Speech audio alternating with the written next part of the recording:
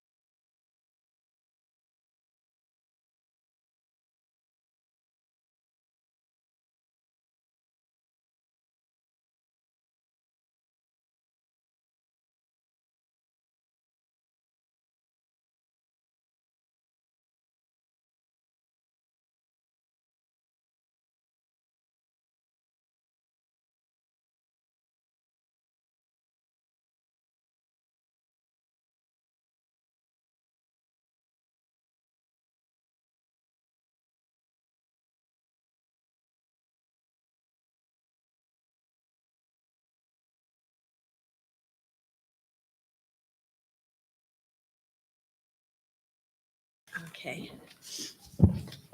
Well, seeing we're all back here, we welcome Mr. Hines. Thank you. And we have 1 hour to have this interview, and we have 19 questions for you. Okay. So we will each take a turn asking a question, and we'll start with Commissioner Baker. Hi. First question, tell us about Collegedale and what drew you to apply. Okay. So I've been a resident of Collegedale going on 14 years now after college. I graduated from Spalding, so I'm pretty invested in the community. Been at the city 5 years next month. When I was honored with the appointment to be the interim city manager, I feel like over the last 2 months, we've been able to make some big strides forward and some changes. And I don't feel like we've completed all of those changes yet, and I would like to see them through. Okay.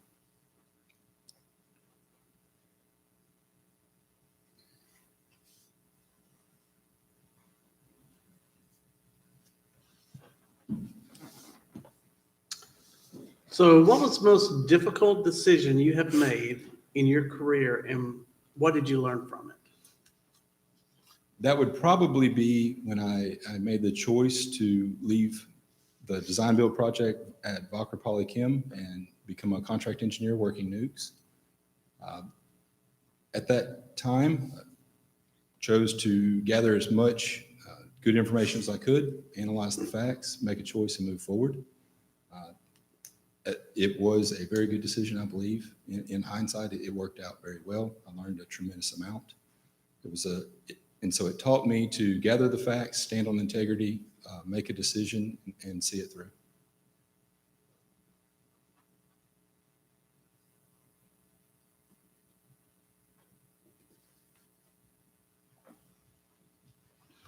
How, excuse me, No, I did was you have gonna a say thank you. follow? Okay.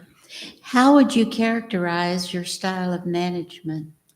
So my management style comes a lot from the nuclear experience I had. INPO and NRC work to institute best management practices, INPO across the entire world and the NRC in the United States, not only on a technical manner, but also on a management style.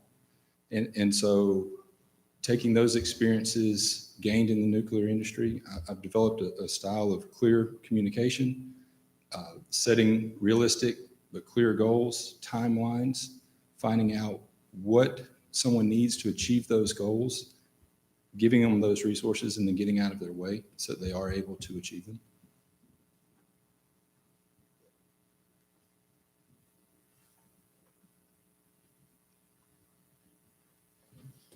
Thank you.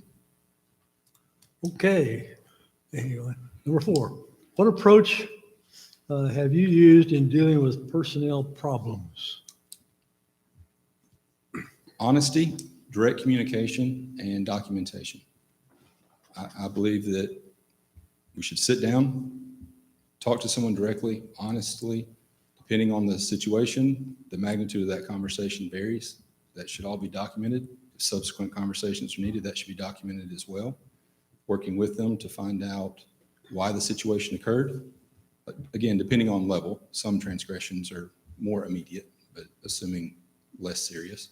Why it occurred and what needs to change so that in the future it doesn't recur.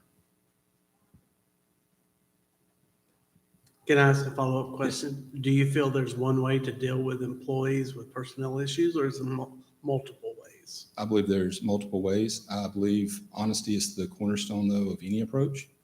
I believe that depending on the situation and the employee and their personality, that you need to adapt your style to meet that person in that situation. I also believe, though, that it should be documented, the approach taken. Thank you.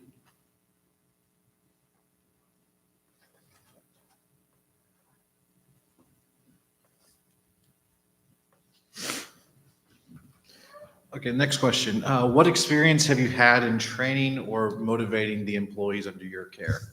So a lot of that would, again, come from the nuclear background. It's setting the clear and concise goals, timelines, and resources necessary, and then allowing them to achieve it. It's having open conversations with those employees on where they see the best path forward, what their strengths are, and what potential hiccups are, and mitigating those risks to the limit possible.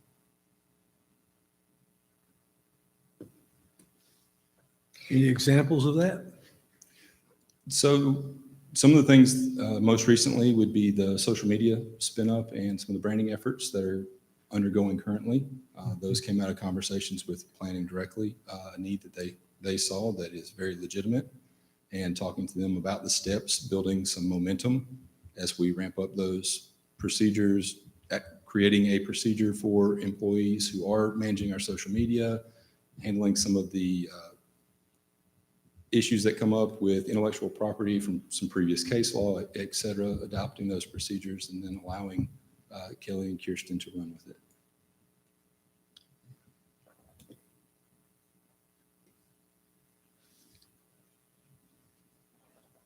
It's right for me to ask again? Okay. What is the largest number of employees you have been responsible for? Currently, that would be the city, which is 68, with the request for 6 more plus our part-time.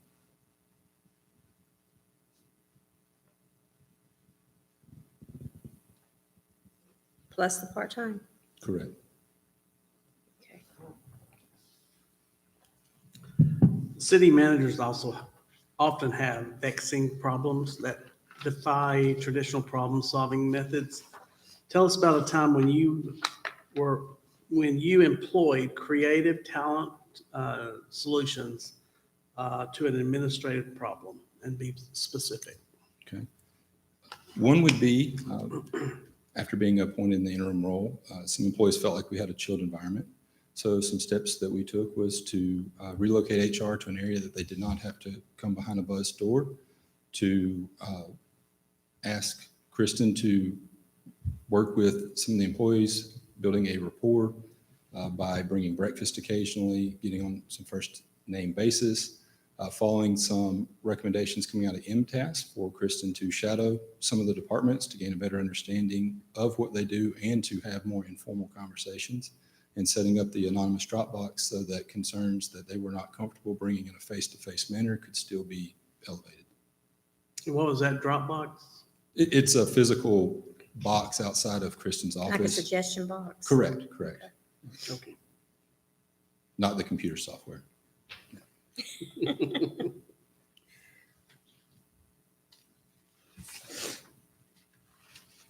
So may I ask on this, it's been very receptive from the employees about doing it this way, the way that Kristen is shadowing and,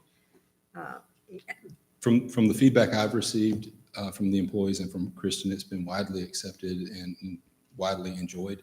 I've taken an approach to not ask probing questions because that's not the goal. To find out what she discussed are completely between her and the employees and in HR roles. So the goal was to set an opportunity for that collaboration and that rapport to be built, and then to allow it to work itself through. okay, thank you.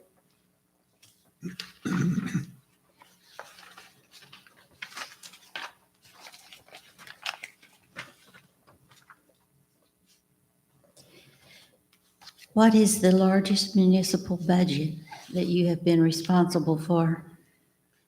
That would be this year's proposed budget, approximately $17 million.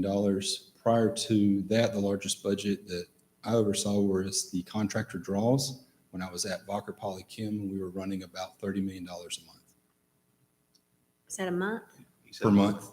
That was in peak summer. Over the course of the year, it was just under $250 million total. And that was under your, I was over the contractor Management. draws. The contractors submitted their draws to me. I reviewed them and made a recommendation to Walker whether or not to pay them.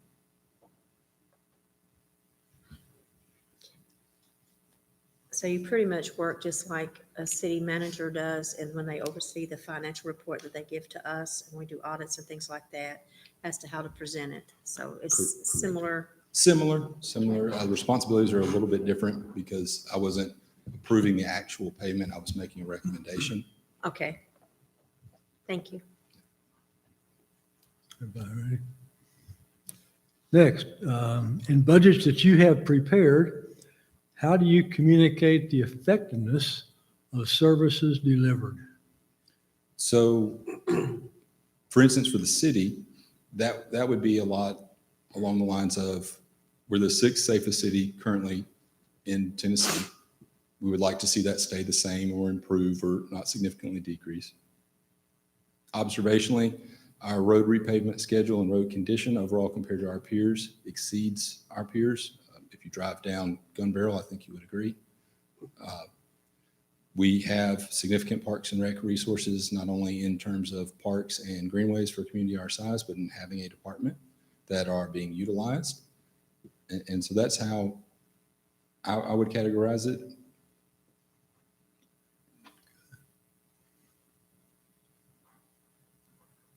So that's the communication process? Correct. About the effectiveness of what we're about. Correct. Next question is, what type of financial reports do you provide or do you plan to provide to the elected body, and with what frequency? My thought would be to stay with the current process, which is deferring to Michelle because she is accredited with the monthly reports and the annual audit. I believe we have communicated a draft budget already that will be communicated to the public shortly. And then we will present at workshop at the end of the month. Additionally, any ad hoc large items would be communicated to the commission, probably either if they're timely, immediately, or in the weekly or biweekly wrap-ups. So is this including like the weekly summaries that we've been getting? If there was something of note, I would include it in that. Okay. Similar to the change in television and internet Okay. that was included, I think, in last week's summary.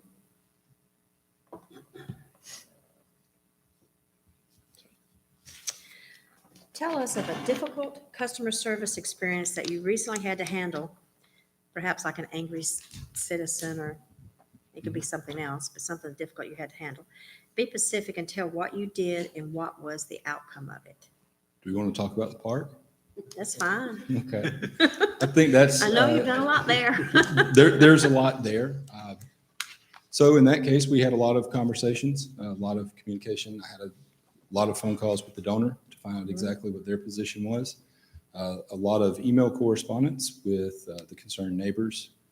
Again, focused on honest and accurate communication that was based upon publicly available information, trying to not ad lib anything, especially with the 2 years of history, and communicating it clearly and honestly. And moving forward, we coordinated with Bridget on some press releases, some responses to the SAU paper, and I think it was News Channel 4 that had a story that we provided a statement for. There was a couple. Yeah.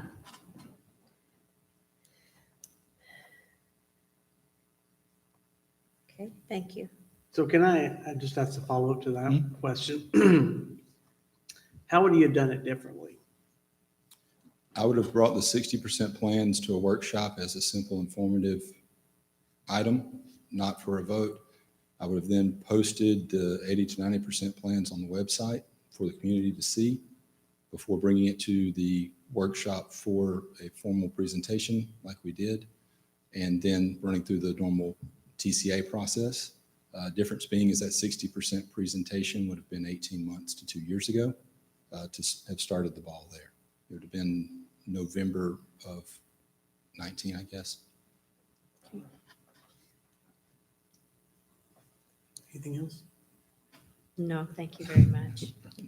What do you perceive to be the administrator's role in working with the council or commission? I believe the administrator's role is executing the will of the citizens as vested in the commission. That I believe the commission sets the destination. The administrator charts the course to reach that goal.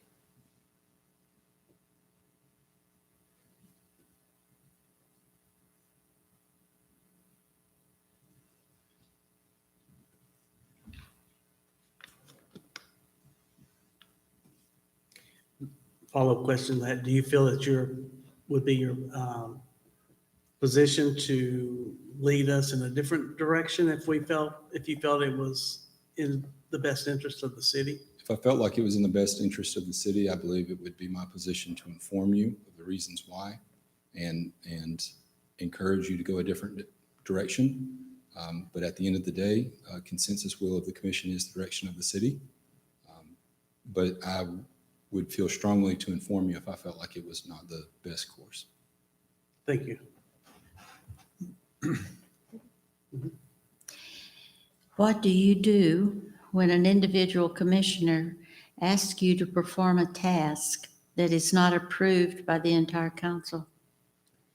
If the task is with what I believe to be in the best interest of the city and within my authority to do so, I would execute it and then inform the commission. If it is what I believe to be in the best interest of the city, but not within my authority to do, I would bring it to the commission at the next meeting. If it is not what I believe to be in the best interest of the city, I would decline.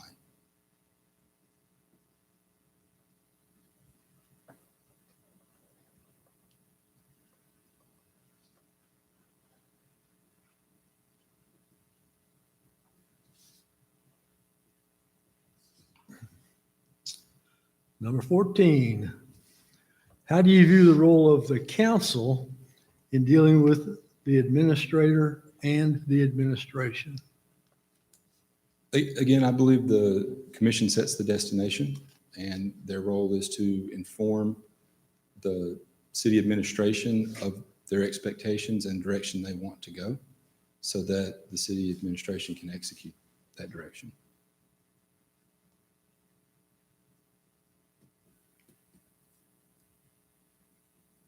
I do put a fair burden upon the commission to tell the direction that they believe the city should go.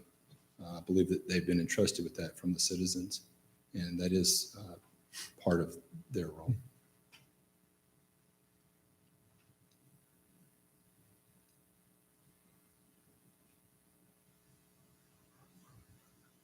And the next question, how do you communicate successfully with the Board of Commissioners? So maintain an open door policy, answer any questions that can be answered, with the exception of one or two sensitive HR issues. I don't believe I've not answered any questions to date. I would continue the weekly or biweekly summaries or ad hoc messages, typically by email. It seems to be the most efficient, but I'm also available phone, text, and email.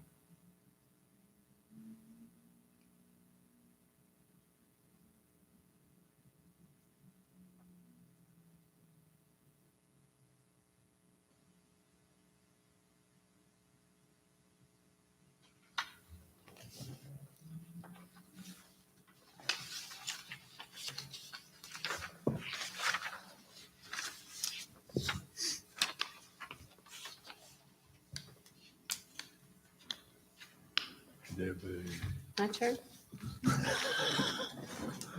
I was writing, I apologize. Don't be surprised, I sometimes feel like it. Okay. I want you to describe actions you have initiated. You've pretty much done so already, but I want to elaborate a little bit on that. I want you to describe the actions that you have initiated and that you have taken that were unpopular with segments of the city. What did you do to gain an understanding with members regarding this action? And I know you've been as an interim a short time, but you've been an engineer for a while. And then you can even go back a little bit on your own experiences. But So probably the most popular position I've taken since being at the city was my initial round of comments on the commons when the design engineer had proposed grading in the floodway, which was not allowed, which created a 2 to 3 months delay, a significant engineering overage to address it, and a redesign. Those actions were required. They were proposing grading in the floodway without mitigating actions or a study to support them.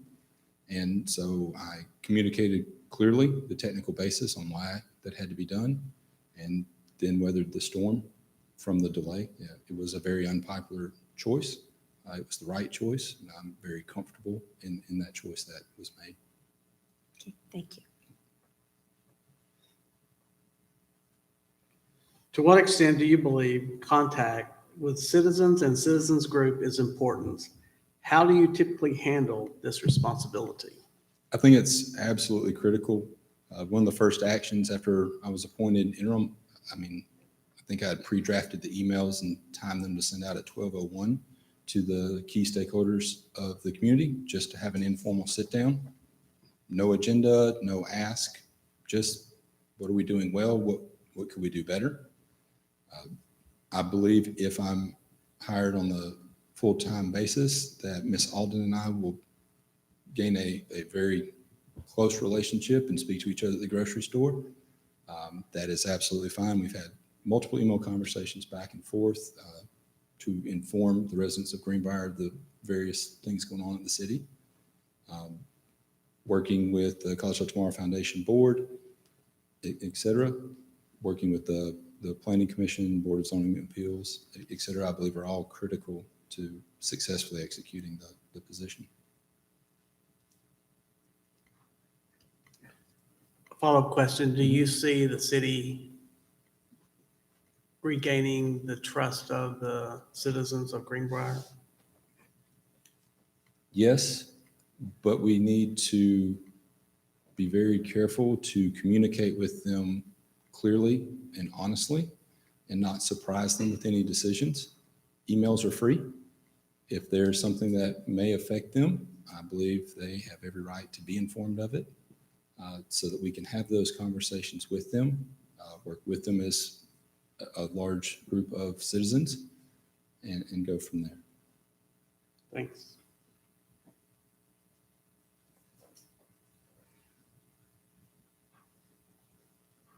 As a follow-up with that, what about the rest of the community?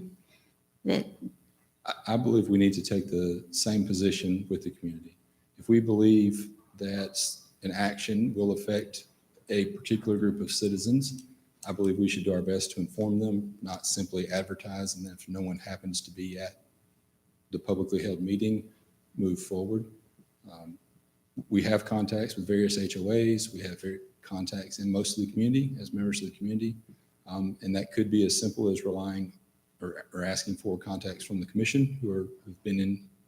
I mean, the shortest person here would probably be you with years, 20 years or so in the community. Oh. Or I've been here maybe- 47. That's my point. I'm not 47, but 20. But- Been here right, 20 so years. there's 150 years of time in the community sitting here. We can reach out and do that. And I think we have that responsibility to do so. Also, some of the initiatives on social media, the website, those activities give us a pretty broad range. An example would be the shelter during inclement weather was shared hundreds of times and seen by thousands of people. That was very effective. So as some of those social media influences and reach grows over time, that will be a very effective tool as well. How do you feel about interacting with citizens and citizen groups, like going to different public meetings or like clubs, speaking on behalf of the city, if you felt the need? If I felt the need, I absolutely would.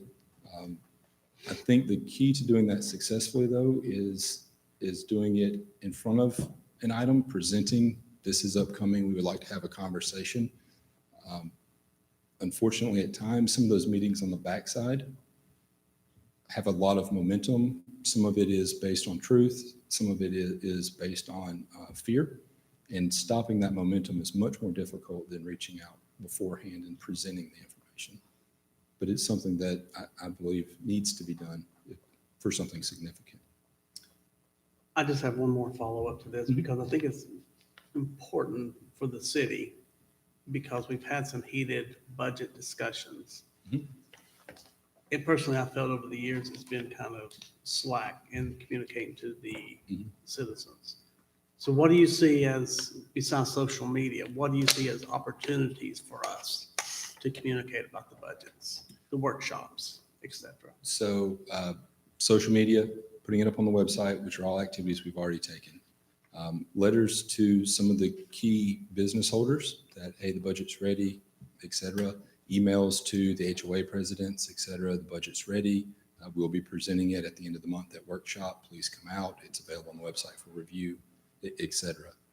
I believe that we should communicate that the budget's out there and listen for feedback. There will surely be feedback, and we process it. We listen to everything. We address what can be addressed, and go forward. Thank you.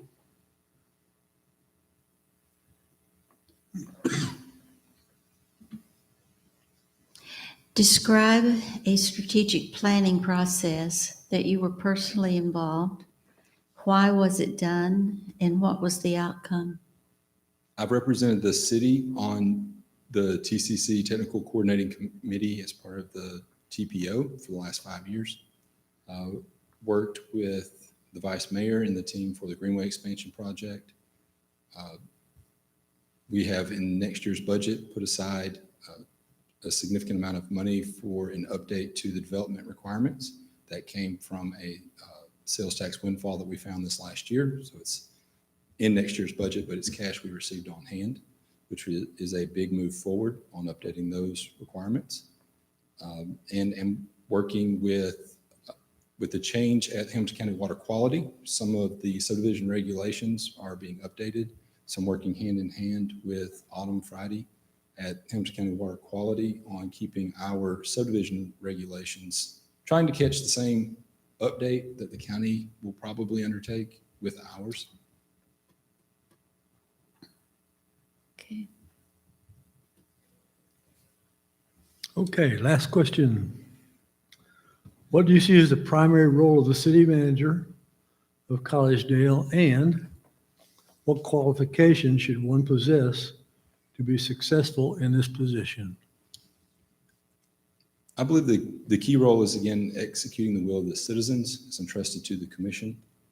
The qualifications to do so would be clear communication, honest communication to the commission, to the citizens, to the employees, et cetera. Empathy and the soft skills to listen to the employees and create an environment that they are excited to come to work. Working with the commission on putting together a budget and policy setup that makes them enthusiastic to come to work, that breeds a very high morale. So under the thought process that if our employees are happy and smiling and easy to interact with when they're in the community, that's a great thing for us and a great advertisement, so that the citizens' interactions with the city are as positive as possible.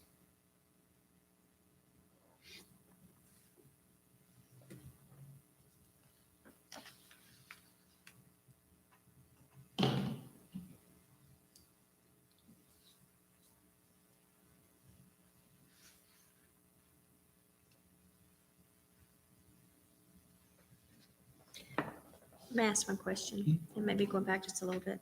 How do you see with keeping up, even with the commissioners, being more educated or in the area of like doing commission work? How do you see us motivating the employees and providing services for that, like being active and being participants, like with TMSA and things like that? Do you see that as a positive and to continue, or is that something you would want to pull back on? In general, I believe continuing ed is a positive, and engagement in some of those professional groups is a positive, as long as the amount of time spent doing so justifies the result coming out. It's very easy to volunteer yourself to death, where you're sitting on multiple things and have a large amount of time sink with very little benefit. But identifying those professional organizations and continuing ed opportunities that grow excitement in your field, and also keep you on the forefront of best practices are very beneficial. And that can be from the knowledge worker level who is involved in an annual planning conference, as an example, or the public works employee that goes to the rodeo. I think the last one was 2 years ago. They canceled the last one, where they compete against other public works for best times doing things. That significantly motivated some of those employees, and there was very good competition on who could drive the zero turn the best and those sorts of things. And it made them more enthusiastic in performing their duties. Okay, thank you. So a follow-up to the last question, Okay. why do you feel you are the best qualified for this? If you had to sum it up. So I feel like I'm the best qualified because of where the city's at right now, in that we have an amazing professional staff. In finance, we have 2 CMFOs, et cetera. We have an amazing planning department. Public Works is executing very well. Our roads are in good shape. Our garbage is picked up. We've made huge strides in the sewer department. Again, we're the 6th safest city in Tennessee.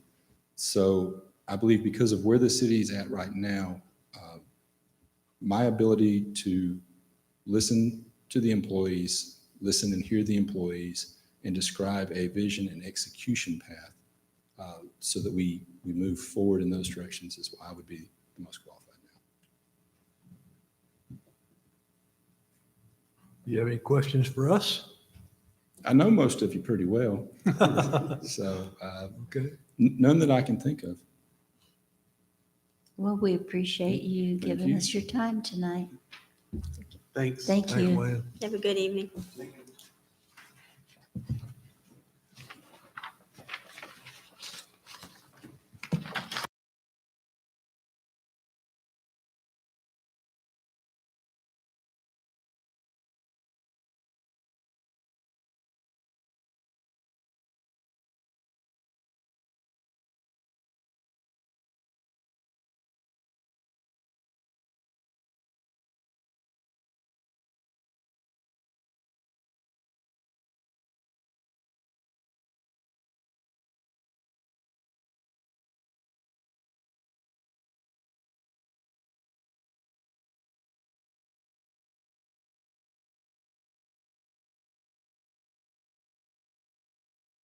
No later than 7:15. Okay, She's gonna, I advise her to come a little early, so hopefully she'll be here 7:15. Okay. Okay. I'll turn the audio off.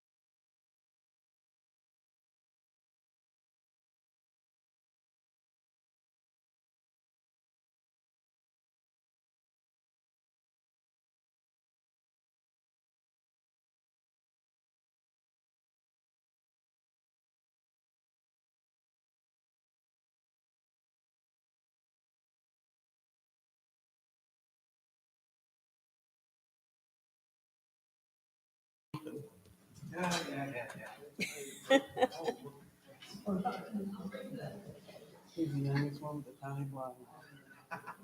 He used that for excuse. See, when I said it was believable. Water excess bills.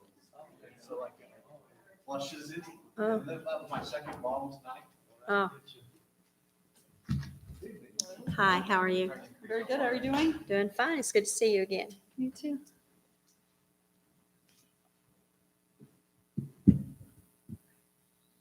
You had a good day so far? Yeah, I've had a great day, I guess. Good. I don't know. I went to Couch's barbecue, so hey, Oh, yeah, that's great. yeah, I thought it was good. Good pie. Mic on. Welcome, and tonight we have 1 hour to ask you questions, and we have 19 questions that we'll be asking you. Okay. And so we'll begin with Commissioner Baker. Hi. First question. Tell us about Collegedale and what drew you to apply for the position. Sure. Well, first, thank you very much for having me. It's an honor to be able to spend time in your community. But why Collegedale? So I'm currently a city manager in Madison Heights, Michigan. I've been a city manager for 3 years there. Before that, I was in the same city for 5 years as a deputy city manager. I've been at Madison Heights for 16 years. It's very stable. I've been very successful there, and I really thought that I would be there until I retired. I'm highly respected from my council and the residents and the department heads. But I'm originally from Tennessee. You might notice I don't have a Michigan accent.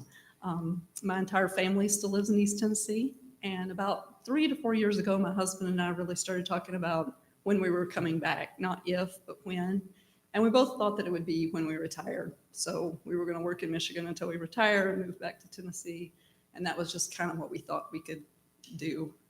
But during COVID, we really started to sit back and take stock of what was going on in our lives and thought, why are we waiting till we retire to live our best life? Why don't we go ahead and see if this is something that's feasible now? And the city manager role is something I'm very passionate about. Wasn't willing to give that up. I think it's my calling. It's a great fit for my personality and my skill set. And so I just started looking around to see, was there a city manager opportunity or a strong deputy city manager opportunity in the area where I wanted to be? But given the fact that I do have a very good situation where I am, I'm very particular about where I would apply. So I am not sending my resume to every place south of Ohio trying to relocate to the south. And I saw Collegedale. I was kind of familiar where you were located, but I didn't know that much about the community. And as I started to learn about Collegedale, I thought this really seems like a place that would be a good fit for me. I think I would fit in good here. And I think I really could make a difference. I think I bring a lot to this job. And, as much as you're interviewing me to see if I'm a good fit, I'm interviewing Collegedale to see if it's a good fit, because I have had a very successful career and I'm not looking for anything. So I want to find the place that's perfect for me. And the more and more I get to know about this community, I really feel that Collegedale is it.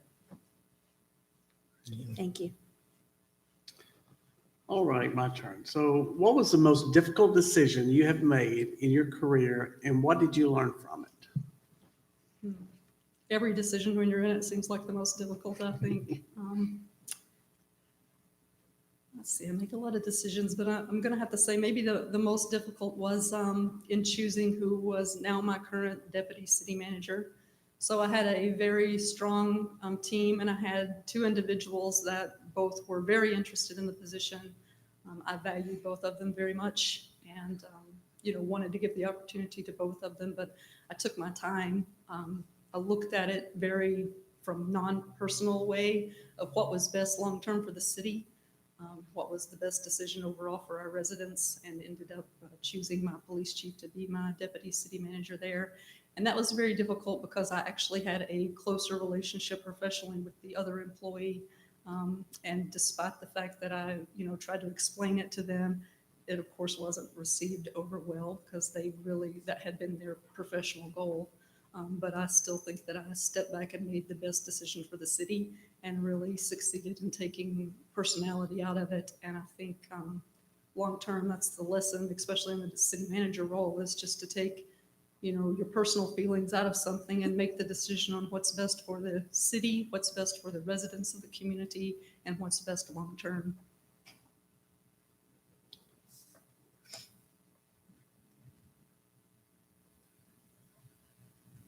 How would you characterize your style of management?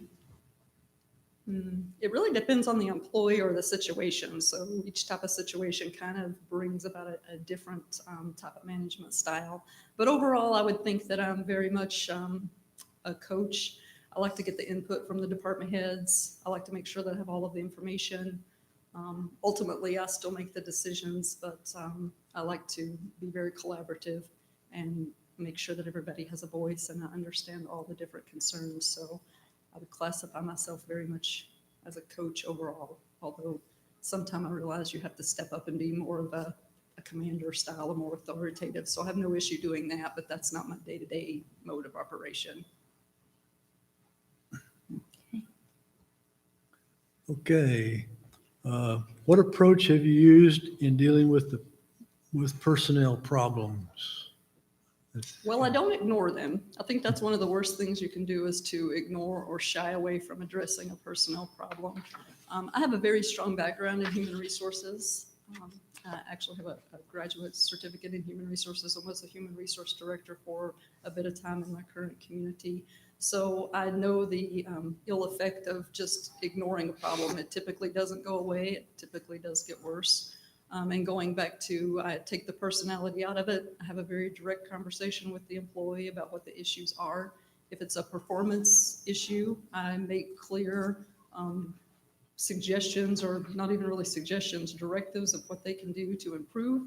And I follow up on that. So that oftentimes is creating a performance enhancement plan, meeting with the employee on a weekly basis, giving them specific tasks to make sure that they, can fulfill those, or giving them certain deadlines.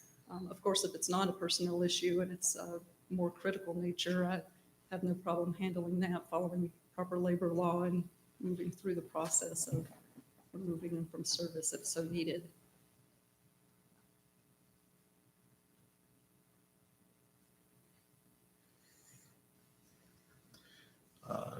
It's good to see you again. The next question is, what experience have you had in training or motivating employees under you? Well, I think motivating employees is not a one-time thing. It's something that you do every day. It's great to give them, increases or throw an employee party, but really to have long-term motivation, it's something that you have to work at. You have to create a strong work culture and a working environment that people feel like they're making a difference and they are, have an overall purpose. They're not just coming to work for a paycheck. They actually see what they're doing is making a difference in the lives of the residents. And they can know what ultimately their job task is for, so they understand the why behind what they're doing. That gives people purpose and ultimately motivates them. In addition to that, I'm a very hard worker. I tend to work a lot of extra, and I make sure to be very respectful of the department heads' times, and I try to value that. So the current department heads know how hard that I work, and they want to work that hard back for me because, they also understand that I have their back, and I'm very, listen to them and I take on their concerns. So I think it's something that you have to work at on a day-to-day basis, building motivation instead of a one-time thing you can do.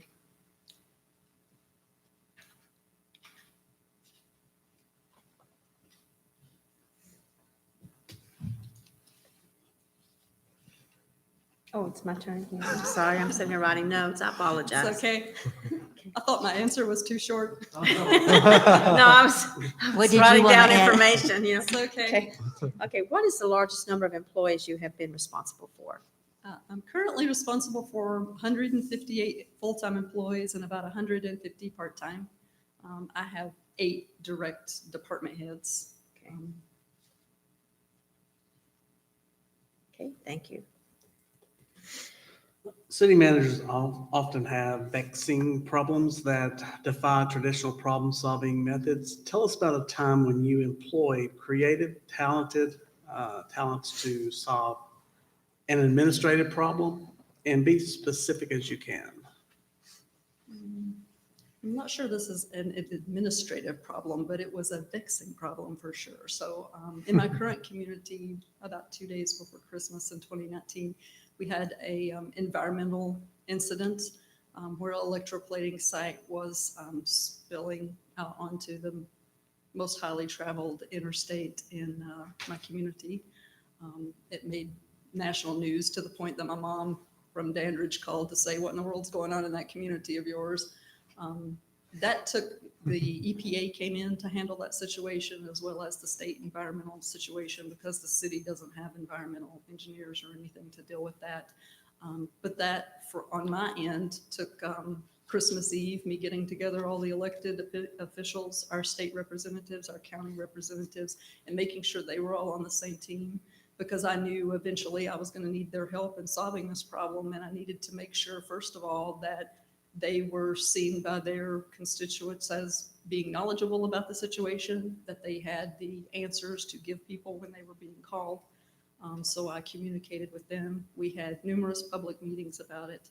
We had a large town hall that was well attended by over 300 people. And that was not, I guess, creative in some people's minds, but for my community, it was very creative. We ended up renting out the school auditorium. I had expert witnesses there, had experts there from the health department, from the EPA and from Eagle, as well as myself, to directly answer the residents' concerns, because, they're worried about their health and they just want the answers. So I was very good about getting out in front of that and communicating back to the residents. I communicated and continued to stay in touch with our state representatives, and ended up testifying in front of the state Senate Finance Committee about the city's financial struggles and our lack of ability to deal with this. And ultimately, with our state reps' help, got a $600,000 grant from the state dedicated just to my city because of the work that we put in on that. I also worked with the county commissioner to get an additional $400,000 grant to demo the buildings that were responsible for this. And, that's extremely rare and took a lot of extra effort, and I think creativeness of knowing where the finances were and how to leverage to get those. So it's still going on. It's still a process that's happening. The buildings haven't come down yet, but the city has successfully secured the funds for that.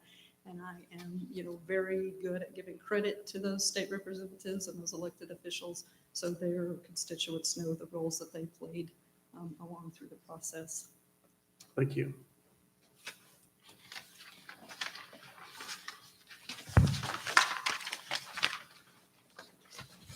I'll follow up on a question.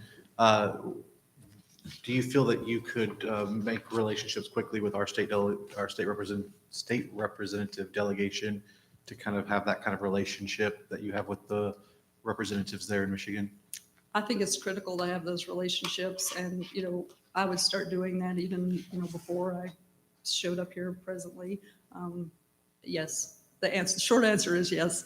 I have made that a mission of mine. I have a very good relationship and close relationship with our county commissioner, as well as our state representatives, and I think you really build that relationship by not just reaching out to them when you need something, which is what I see a lot of my counterparts doing. I reach out to them when I see things that are, for lack of a better word, glossy, but attention getting, things that are fun and happening. If I have a grand opening or some fun new park or some grant opportunity, I'll call them and say, "Hey, come out, have a great photo op for you," like a great newspaper article. And when the newspaper article comes out, I'm not in the picture. I'm normally standing behind the camera person, and I make sure that they get the attention, or they get, they're seen at these different events. And so because of that, when I call them, they not only know who I am, but they want to help me because I help them any opportunity that I have. Thank you.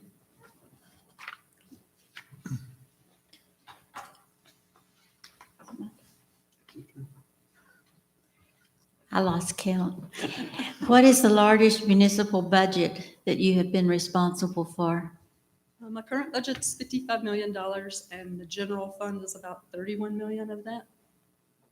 So the 55 million includes a fairly large water and sewer fund as well. Okay.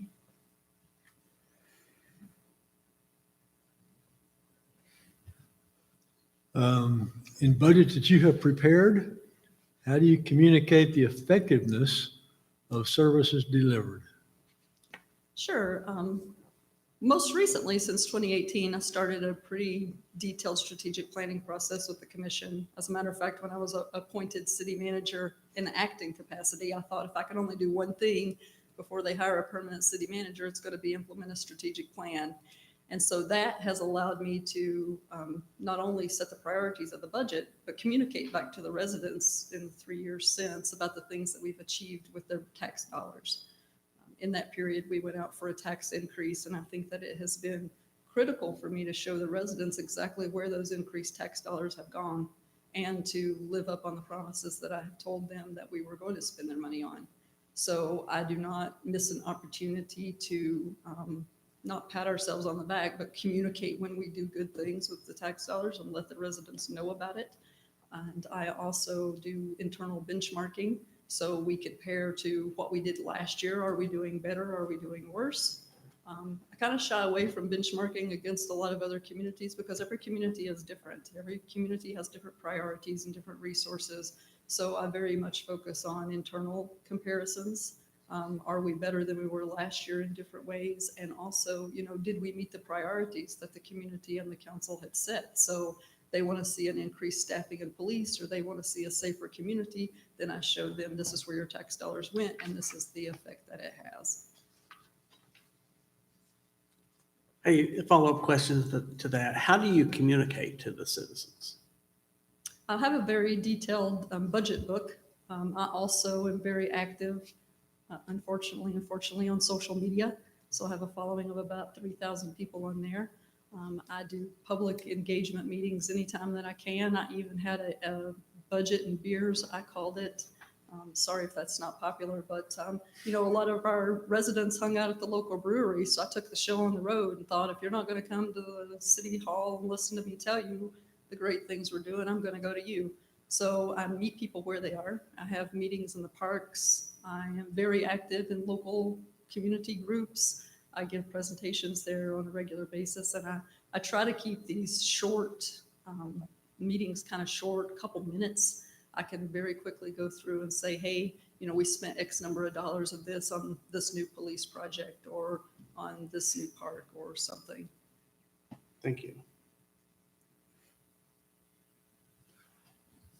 Kind of a redundant, more of a statement than a question maybe, but you might want to answer it. I know of some people who get elected, and this wouldn't be an elected position, but you see them all over everywhere for the first 6 months. Then I haven't seen them for 5 years.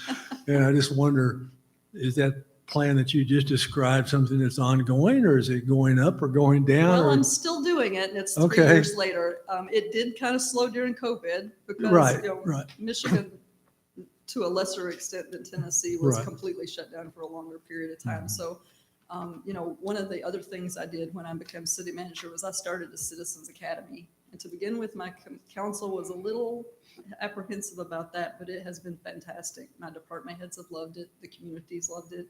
I bring in 15 people at a time and basically teach them about local government. But one of the things that we really talk about is how we spend their money. People typically don't even understand how much things cost.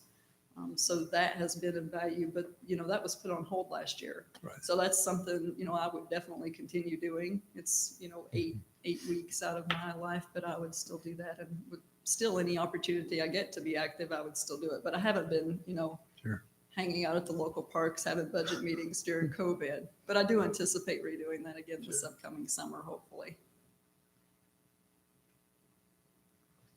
Could you tell me a little bit, just follow up a little bit more about the Citizens Academy and implementation of that? And you said you covered budget and how their tax dollars are being spent. What else covers that? You said it was 8 weeks long? Well, I would love to talk about Citizens Academy. I did a class on the Citizens Academy, so I hope I don't talk too long. I'll just keep it kind of summarized. I realize that a lot of residents don't understand how municipal finance works or where the tax dollars go or anything like that. And I had pitched the idea to the council a couple of times, and quite honestly, a few of them thought, well, you're just finding people to run against us. And that so was not the case, and that absolutely has not happened. So I developed an 8-week course. It was each department was a week. The very first week was myself and the mayor, and we talked about financing and assessing and how your, property taxes are a little different in Michigan. So we talked about how property taxes work in Michigan, about the sales tax structure at the state, because people just didn't understand that. So each week was a different department and a different group. So we allowed 15 people in. We fed them so they would show up. And, the first week they were with me, the second week they were with the planning department. 1 week they were at the fire department, the police department, and they moved through all of that. And then the very last night, they were back with me again, talking about opportunities for them to volunteer within the community, following up on any questions that they might have, and really interactive with the county, with the city council. So all of my city council was there. They got to meet their city council representatives. And, we pretty much just had dinner together. And then I did a formal certificate at a council meeting. So the residents have loved it. A majority of them have come back to serve on boards and commissions within our community or volunteer in different ways. But, more importantly than that, they're now advocates for the city and the community. And they know me and they trust me and they feel like they can call me and go back, to their other 20 neighbors and spread the good news about the city. So it's been very effective. Thank you. Sounds like a good program. Yeah, I like it. I've got the next question as well. Number 10, what type of financial reports do you provide the elected body that you serve, and with what frequency? Well, I definitely would, follow up on it, how frequent you guys want them. But what I currently do is on a quarterly basis, I provide revenue expenditure reports.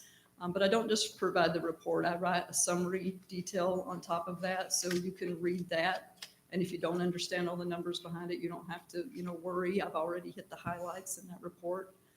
In the fall, right after the financial report comes out from the auditors, I do a 5-year financial forecast working with our finance director, because I really feel like, how are you going to lead the community if you don't know what the finances are going to look like 1 to 2 to 3 years from now? And sometimes that's difficult. Finances can change in a hurry, but it at least allows you some type of insight that you can pretty much forecast out at least 1 or 2 years. And that was critical in our community during the recession. 2010 through 2014, Michigan was hit extremely hard with the recession. Our taxable values dropped off, and we went from, at the time, almost 190 employees down to about 130. But we really saw that coming ahead of time. About 2 years ahead of time, we could tell that the taxes were starting to drop and the effects that were going to happen on that. So we were very proactive instead of reactive. And I watched many of the communities around me just be reactive to it, and they struggle still to this day to make a comeback from that. So, understanding the finances, I know I have a strong background in finance, but finance is really the, lifeline to any service that you're going to provide in the community. You have to have money to do almost anything. So understanding how finances work and understanding different financial mechanisms beyond just taxing the residents is crucial, and understanding what the finances hold for the future is critical, because you can do all the strategic planning that you want, but if you don't have the finance knowledge and the finance plan to run along beside that, you're not going to be able to achieve it. I think that's different. Kind of got hung up on financial forecasting, but I would present the financial forecast to the commission as well as, if anybody had any questions, if they didn't understand the financial report, I would sit down and go through that with them on an individual basis. And to follow up on the financial forecasting and with what you experienced in the recession, if you saw the trend happening that the economy was starting to tank and different things like that, would you recommend to the board to raise taxes first, or would you look to cut fat and trim down as much as possible to make that budget process work, to accommodate the pending economic collapse? I use my hands a lot, so I'm sorry. Well, Making sure everybody's awake. Raising taxes is always a last resort. My common sense pretty much tells me if the city is headed for a financial issue, your residents are probably headed for a financial issue as well. If their property values are dropping or unemployment is high, I'm not asking them for more tax dollars. So I would hope in an organization that I was managing, there wouldn't be much fat to cut to begin with. But I would definitely look for maybe services that we didn't have to provide that particular year, or things that we could change from one year to the next. Any grant opportunities, I always look for any grant dollars that we can use to pair up with a tax dollar before I automatically just go, to our coffers. So sometimes that takes a lot of extra work on my part, but I really pride myself in my grant abilities, so. Thank you for that. I appreciate the understanding that if the city's hurting, the taxpayers are hurting as well. So to be aware of that is very important. Thank you. Okay. Tell us of a difficult customer service experience that you recently had to handle. Example, like an angry citizen, all right, or it could be something else, but something difficult that you had to do with customer service. And be specific and tell us what you did and what was the outcome. I don't know if it was particularly difficult because this will explain to you kind of how I handle most of the customer services. So just like personnel issues, I don't shy away from them. I've worked for city managers that if they heard a resident in yelling at their administrative assistant, they would get up and close their door. That is not me. I get up and go out. First of all, what's your problem and why are you yelling at my staff? And I take that on myself.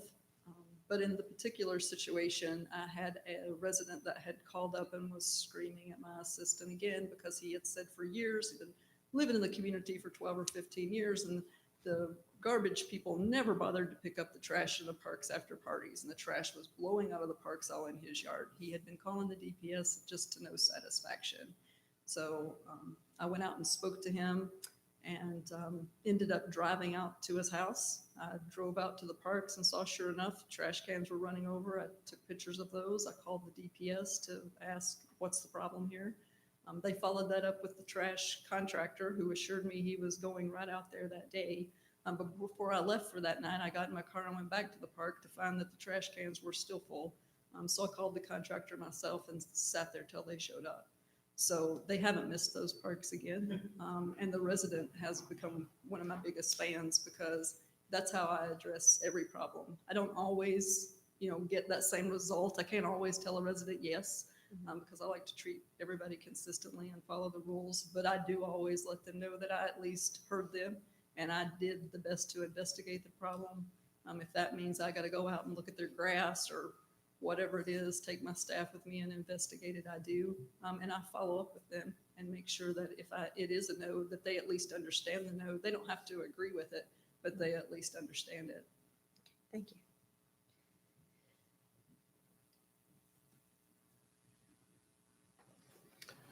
What do you perceive to be the administrator's role in working with the council or commission? Well, I think I have a very clear understanding that my role is to take the policy that the commission sets and implement it or bring it to life. So I tell my current mayor that, I kind of make her hopes and dreams come true for the community. So if you set a strategic plan and you set direction, then that's the charge that I'm going to take and make sure that the staff and the city starts moving in that direction. Beyond that, I see myself as an advisor to the commission. I use the skills and the day-to-day knowledge that I have. I mean, you're not here working on a day-to-day basis to see all the in and outs. So I see myself as the person to let you know what's going on, to let you know about things along the way. And if you object to those or you have a different viewpoint, maybe figure out a way that we can incorporate that or, make that happen. So that's not to say every time a commissioner comes to me with an idea, I scurry off and do it because sometimes their ideas aren't feasible. But I do take that and, put it in my mind. I call it a seed. And maybe the next day while I'm running, it'll come up to, I can't do it the exact way you want it, but we could do this instead. We can do something else to address the issue. So I see myself very much kind of as a facilitator between the commission and the operations of the city.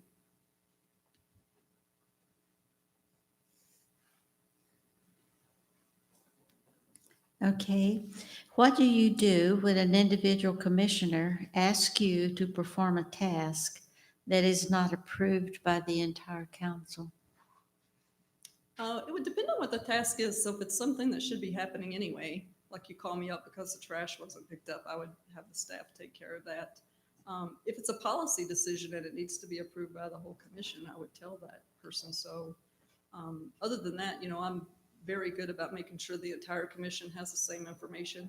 So if one commissioner is asking me for statistics or, picking me for questions, or I can be proactive in letting the whole commission know that something is going to be brought up that might blindside the rest of them, I'm very cautious about doing that. I'm very good about making sure that the whole commission is on board.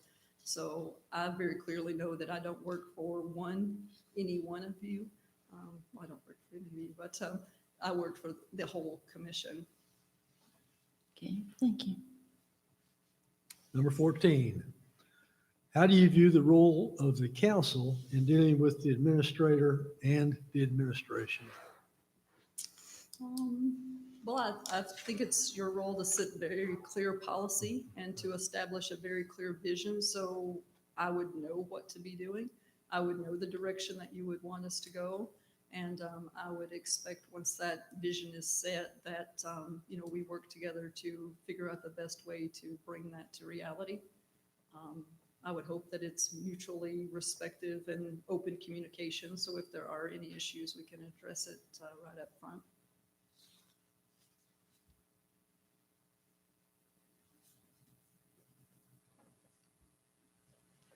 And then the next question, currently, how do you communicate successfully with your board? Well, I have a couple of ways. I think the first thing would be to find out how each commissioner, each council people like to be communicated with. So I have some people that want to talk to me every day. I've got some people that don't want to be bothered except for maybe once a week with only the highlights. Some people only want to be called afternoon. Some people only like texting. So just the method of communicating, first of all, is critical. I don't want to be calling you in the middle of the day if you're working, for example.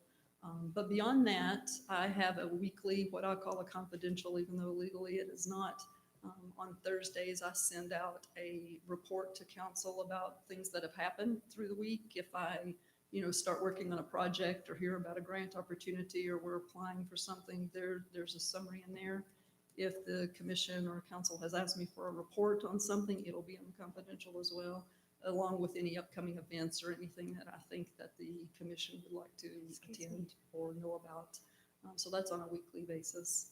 In addition to that, I do quarterly reports. I do quarterly, overall department reports and financial reports to the commission, and have a pretty open communication policy with the council. So I talk to them on a fairly regular basis.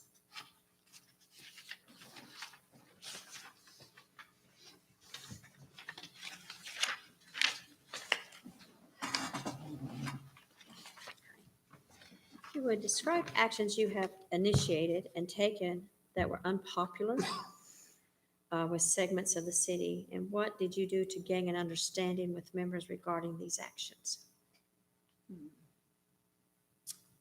I had a development coming into a vacated former Kmart site.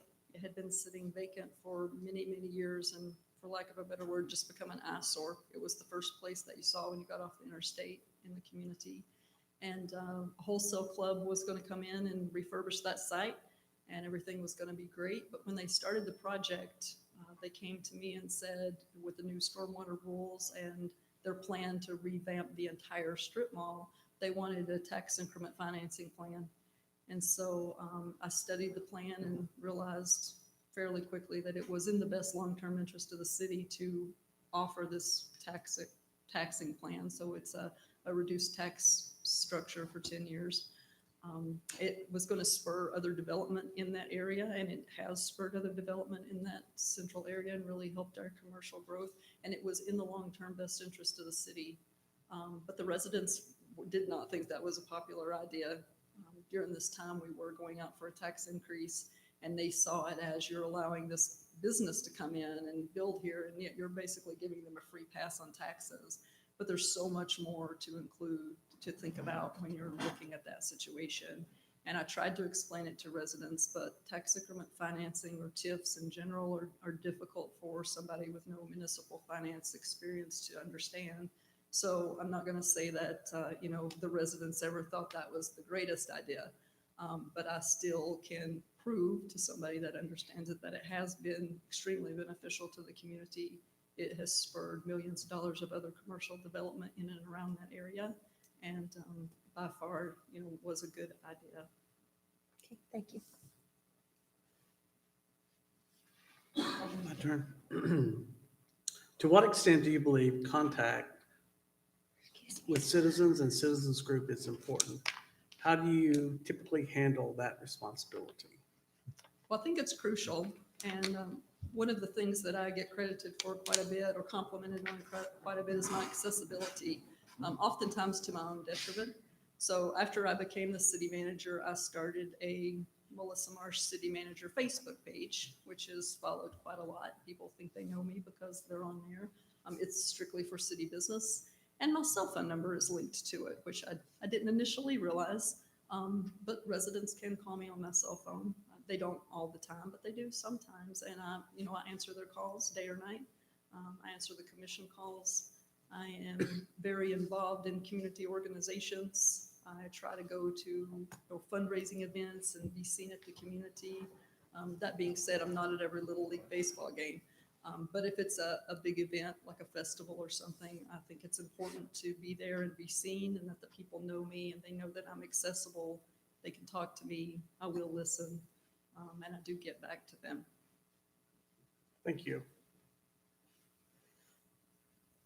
Describe, Can I excuse ask me. a follow-up question? Sure. real quick? If you were to be offered the job and get the job, would you continue your Melissa Marsh City Manager page for, or start a new one for the citizens of Collegedale, or have you learned from that process? I would have to give that some thought. It definitely has had its benefits. I feel a connection to the community, and I do check it periodically just to get a feel of what's going on, because you can find out a lot from what people are posting on Facebook that you're not going to hear if you only come to City Hall. And that has been critical, I think. But by the same token, you have to have limits. And initially I was checking it all the time and, answering people's comments day and night. And, that takes its toll. And I learned a lesson from that. So you have to be, I think, very strategic in your responses, but getting back to people, but maybe not posting as much as I originally thought, which was, I had read 3 or 4 times a day. And so I invested in the software where I could spend my Saturday evenings doing my post for the upcoming week, and then not really thinking about all the comments I was going to get throughout the week to have to answer. And, my time as a city manager is often spent on other projects that might benefit the city more than answering comments on Facebook all the time. But it definitely does have its place. So probably yes, because I do think that it keeps me in touch with the residents, and it does allow the residents to get to know me in a certain sense. I know a lot of them feel like they know me because they're my Facebook friends, and really we probably have never met. But I think that has value.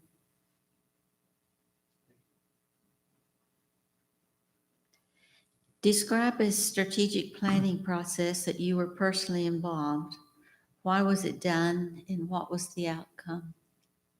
Sure. When I was appointed acting city manager, as a matter of fact, the first week I was appointed acting city manager, I decided I was going to implement a strategic planning process if it was the only thing that I did. So I did that because our current process before that was each department would come up with their own departmental goals, isolated in a silo from everybody else. They would pitch those to the city council, and the city council would pick and choose which goals were going to be moving forward to the budget. And we weren't all moving towards one goal. We were just kind of doing things one year to the next. Each one of our budgets were just that, an annual budget. It didn't really fit together in any cohesive method. So the first thing I did was start a strategic planning process with the city council. So I wrote a detailed memo explaining to them what strategic planning was, offered to have a meeting, but they didn't need that at that time.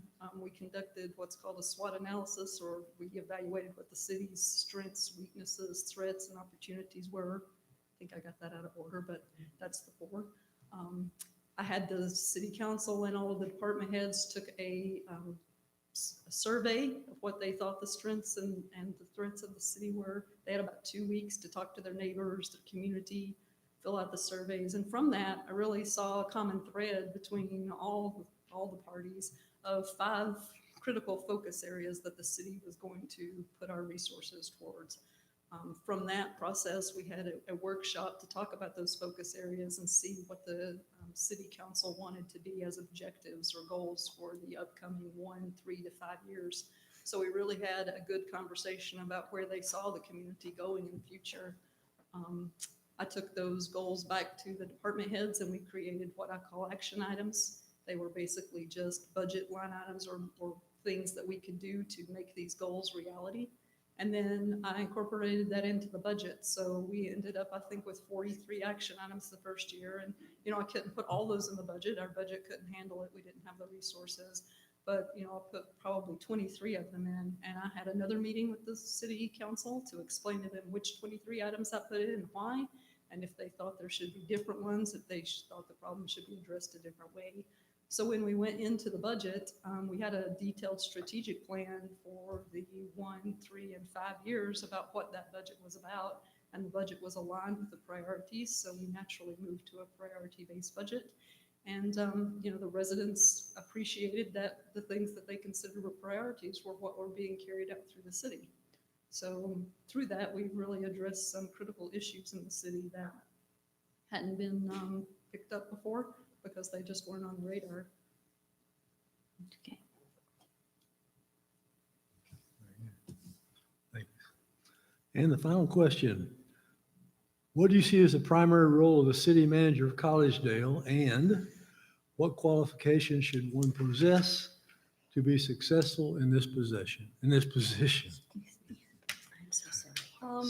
Well, I think a good understanding of the role of the city manager and working to implement the policies of the commission is critical.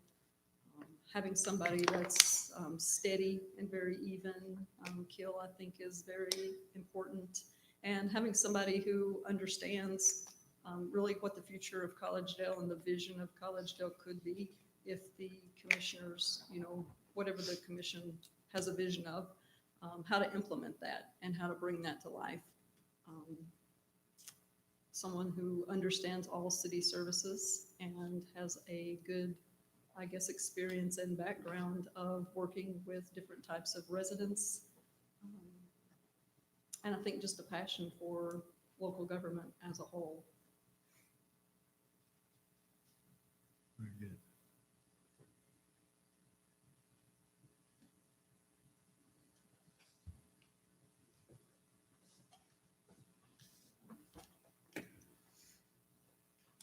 Does she have any questions? Any follow-up? Well, we Or any finished, questions for us? I was going to say, we finished our 19 questions, so we have a few minutes left. If you have any questions you would like to ask us. I think I would like to know what the commission really sees as the most critical issues for this position in probably like the first 30 to 90 days. Like walking in the door, what would you say would be the top priorities from your viewpoint that would need to be addressed? You're looking at me. I think sometimes soon the police chief of Yeah. police will be, I think, an issue. I think that's one of our needs. Yeah, we have an interim gentleman that's been with us for a while. He does an excellent job. But we decided even before the former city manager left that he would leave that to the new city manager coming in to fill that spot as they saw fit. That would be probably one of the top issues. I think also one of our issues is communication between the commission and the city manager. And clear and concise, but you have made that quite clear. Okay, that's an issue that we are looking at. And I do want to apologize. I know it's your minute. I'm sorry for yawning. I've been up since 3. I've had to kick her a couple of times. Yes. Well, I It's didn't not notice. anything reflected on you. It's just a lack of taking an allergy pill and being up since 3 working. And I do apologize. But I think, as Commissioner Garver said, that's the main issue is going to be taking care of the police. And then just the day-to-day operations that we do. Our staff has been trained. They've been cross-trained, and they're excellent staff. Okay, we're human. Some of us make mistakes. But I think that any city manager that steps in, that we choose, they'll find that as an asset. But, we've tried to make sure to make it a little more pleasant, that we can work and they can work together. We've had issues that because of our former city manager had responsibilities dealing with when he had to do with certain things, like with going to Haiti and so forth for emergency response and stuff. The city ran smoothly because they were cross-trained and they knew exactly what to do. So that's a point well taken. We just like to keep it that way, So So I've said enough. I've got a little different viewpoint. I think the police department's running pretty smoothly. Mhm. I think the police appointment decision can be postponed a little bit. The budget to me is critical. Yeah, The communication of the budget and getting the buy-in of the citizens is critical. I think for a city manager to come in, they really need to get to know the key players in our community, whether that's McKee's or some of the other businesses around. So you have to have that interaction, I feel, because some of those people really are supporters of the city and helps with greenways and some of the projects we got going across the road here with the new park coming in. So a lot of that is very critical. And again, I feel like what Debbie said, our city has run itself if the city manager should get hit by the school bus. To a certain degree, you still need somebody to drive the bus, if you will. But I think our public works and our police department, every now and then we hear complaints, but overall it's a very smooth running ship. And I think that we do need to have a police chief eventually, but it would not be one of my most critical pieces at first. I see we need a good strategic plan. we want to grow in a wise way. I Y'all think are asking for Strategic a lot. plan to help do that in a thoughtful way. Yeah. Regardless of who you pick, I would strongly encourage you to take on a strategic plan and also a financial forecast Yeah. and be more transparent, I think, with your budget process and your finances. Yeah, I was going to say, I think talking about the financial forecasting, I agree with the vice mayor. Budgeting is very important just to know where we're at. Be, like you said, transparency with the commission, but also with the community. I think in the first 90 days, whoever steps into this role will be needing to rebuild relationships and trust. And like the vice mayor touched on, key stakeholders in the community. We have a great partnership with the university, McKee Foods, and other small businesses in this community. But at the same time, like everybody else has said, we want to grow, but strategically, so we need a plan. So echoing what the mayor says, something that we haven't had, something that we need. We've got great planning staff that's working on it, but taking that and running with it and maybe seeing how things could, work better. I mean, we've got great staff, but that doesn't mean that things can be improved upon. So just kind of, reviewing the processes and making sure that things are running as smoothly as they could. But definitely budgeting, the financial forecast is definitely something unique and something that we probably should be taking a look at, especially with the way the economy is moving and different things like that. But definitely I would recommend gaining that trust and partnership with the community stakeholders. May I jump on that for just a second, which, I do agree with them. But I think also we have to keep in mind, not just the wealth of our community stakeholders, but all of our stakeholders, all the people. We need to be able to communicate with every one of them and look at and listen to what they're wanting. And sometimes we have to say no, not because we want to say no, it's just not feasible. And so I think that's where we have to run. That's where the communication comes in and so forth. So I just didn't want us to sound like that we were talking about just keeping the big players in the field, because they are important and I do appreciate them. We got to take care of everyone. Okay. And so everyone needs to be, made aware of and act upon about that. And I'll keep my mouth shut right now. Thank you so much for coming and visiting with us. Oh, well, thank you very much for having me. It's been a pleasure. We appreciate it. Appreciate Thanks. your being Nice here. meeting you too. Yeah, it Thank was you. nice to meet you too. Enjoy Detroit. Well, if it's warmer when I get home, I might. That's actually-